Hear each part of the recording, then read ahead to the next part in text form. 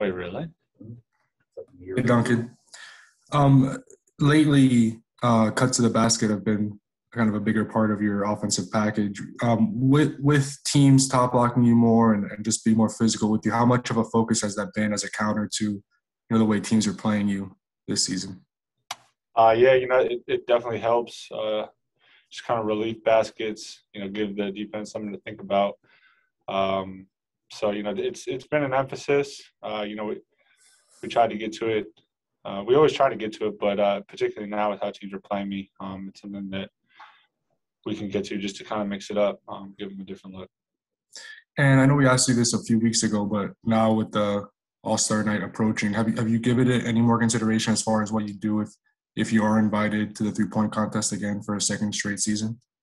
We'll see. If I'm invited, I'll probably take the opportunity. I'd have to wait and see. I don't really know to be honest with you, I haven't heard anything about, what that's looking like. So we'll see. I guess I don't have a better answer for you than that. All right. Thanks, Duncan. Yep. Up next, we have Ira Winderman.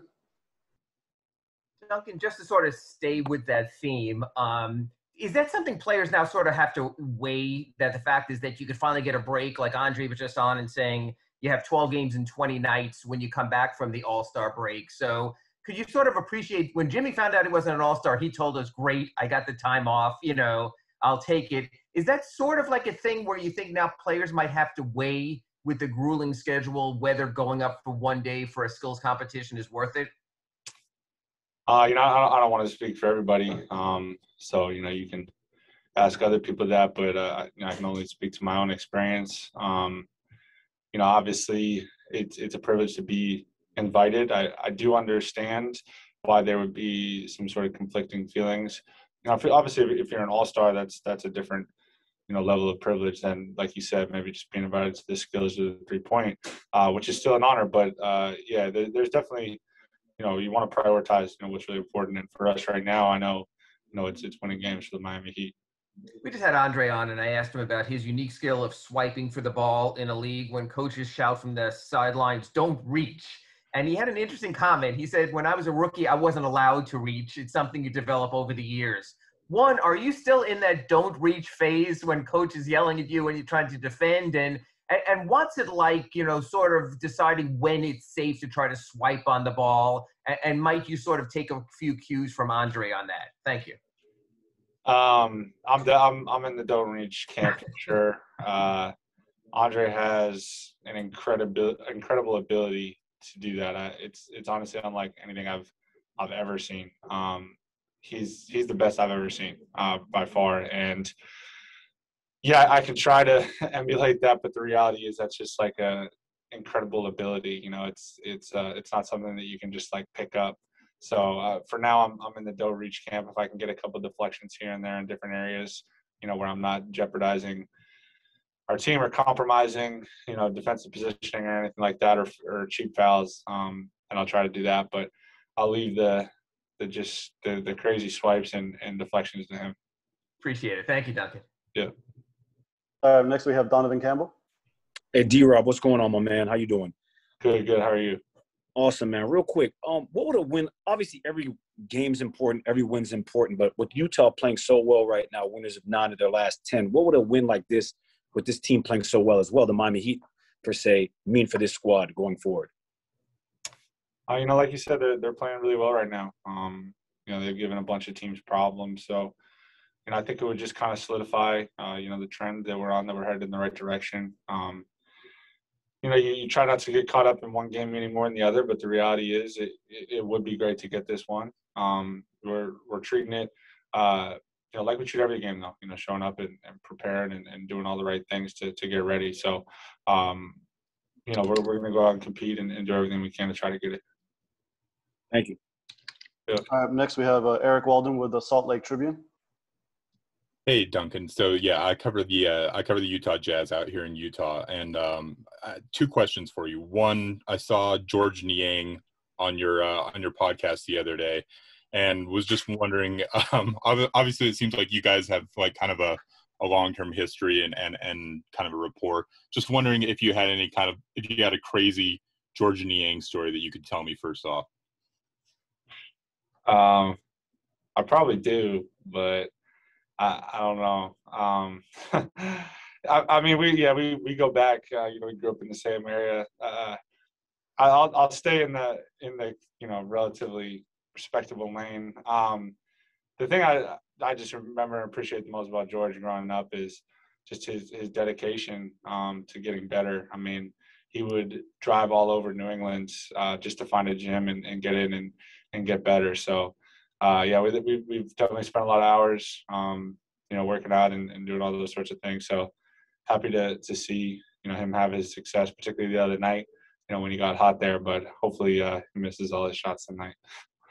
Yeah, so that actually dovetails nicely into my second question. George has had a lot of success here over the years. He got off to kind of a slower start this year, and then all of a sudden busts out with that 7-for-7 night from 3-point range the other day. Just as a shooter, like, what does a night like that do for your confidence when you're going through a stretch, where you're not having a ton of success before it? Yeah, it builds a lot of confidence. I'm sure for him, and I've had these moments as well. It's somewhat of a relief. You feel like you go through stretches where you're not getting bounces, or the ball is just not coming out just quite right, or it's just not going in. And it's always nice to have those nights when you just feel like you're throwing it in the ocean. So like I said, happy for him that he had one, but don't want anything to happen like that tonight. All right, thank you. Yeah.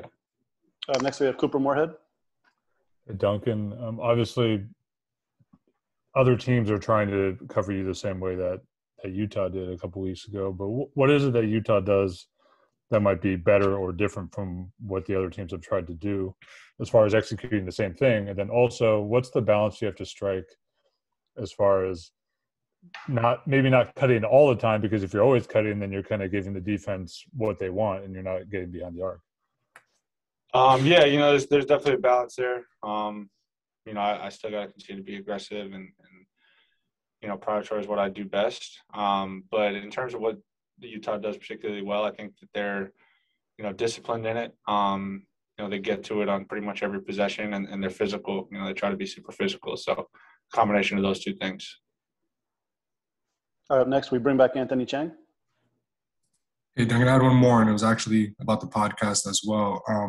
I heard yesterday you interviewed Kendrick Nunn, and you're so used to taking questions yourself. But what's the experience been like to interview guys, but especially teammates, like guys you're close to and you share a locker room with? What's that experience been like to interview your teammates? It's been enjoyable. I feel like I've learned a little bit about just kind of letting the conversation go, and particularly with guys you think there's can be a propensity to try to steer the conversation certain ways, but I've learned that it's been the most enjoyable, and I think the guests have appreciated the most when you just kind of let it run. All right, Dunk, that's it, man. Appreciate Let's go. My guy Christos still got his hand up. Let's run it. What's up, Christos? All right, hold on, let me bring him in. All right, go ahead, Christos. You're going to mute. Hello, Duncan. How are you? Good. How you doing, man? I'm fine, thank you. I would like to ask you, how different is the feeling after 4 straight wins in the season so far? And also, have you got any update about your sleeve tattoo? No update on the sleeve. In terms of the wins, it feels good. It feels like we're kind of getting back to who we are and starting to find an identity, which is important. Just building some confidence and some resolve and some tact down the line of games and figuring out how to win close ones, which obviously is really important in this league. Thank you very much. Yes, sir. All right, Duncan, that's it. Thank you.